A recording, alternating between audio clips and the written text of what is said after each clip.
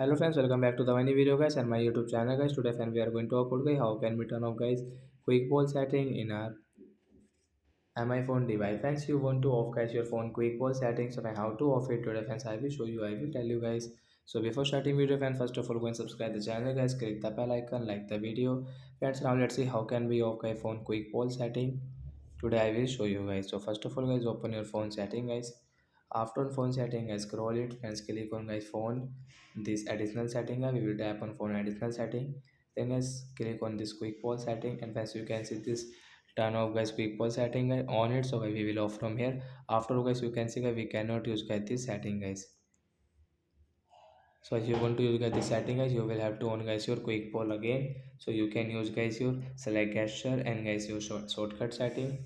So that's it guys, thanks for watching the video guys. I hope friends you have understood how to off quick poll in my phone device. So bye bye friends, thanks for watching the video.